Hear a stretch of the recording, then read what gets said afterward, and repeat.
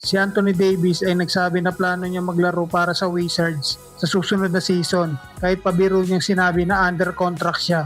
Ang totoo ay committed siya na tulungan ng team na manalo. Ang problema, hindi pa siya nakakapaglaro para sa Wizards mula nang matrade siya. Huli siyang nakapaglaro noong January habang nasa Dallas Mavericks pa siya. At dahil sa injury, kaunti lang ang nalaro niyang games ngayong season. Ang Wizards naman ay isa sa pinakamahinang team ngayong taon.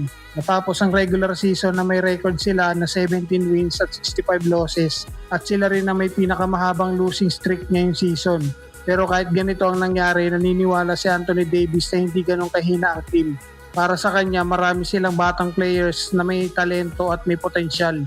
Kahit hindi pa siya nakakalaro, nakakatulong na siya sa team bilang leader. Tinuturuan niya ang mga batang players at nagbibigay ng advice.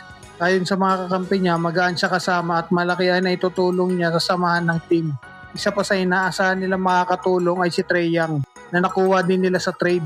Pero tulad ni Davis, nahihirapan din siya sa injury kaya halos hindi rin siya nakakalaro. Sa ngayon, malinaw ang gusto ni Anthony Davis. Gusto niya manalo at tulungan ng Wizards na maging competitive. Alam niya na hindi ito mangyayari agad pero handa siya magtrabaho kasama ang team. Sa kabuuan, kahit mahina ang Wizards ngayon, may pag-asang gumanda ang takbo ng team sa susunod na season. Lalo na kung magiging healthy sina Anthony Davis at Trae Young at magtutuloy-tuloy ang pag-develop sa mga batang players. Samantala, hindi sinuspindi ng NBA sila Melo Ball matapos ang kontrobersyal na insidente laban kay Bam Adebayo sa play-in game ng Charlotte Hornets laban sa Miami Heat.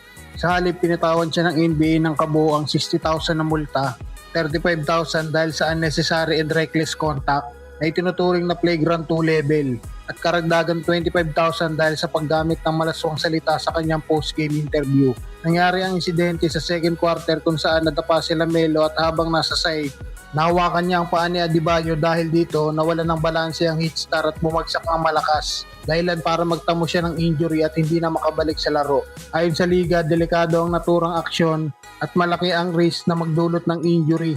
Kaya kahit walang naging tawag na flagrant 2 sa mismong laro, in-upgrade ito matapos ang review. Hindi natuwa si head coach Erik Spoelstra at iginiit na dapat ay na-eject sila Melo sa naturang play dahil wala umanong lugar sa basketball ang ganitong klaseng aksyon.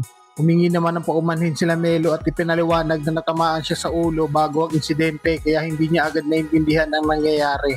Dagdag pa niya, sisiguraduhin niyang kukumustahin niya si Adebayo matapos ang laro.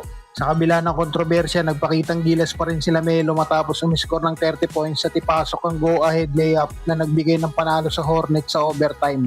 Kahit hirap siya sa tres, naging clutch siya sa pinaka-importanting bahagi ng laro.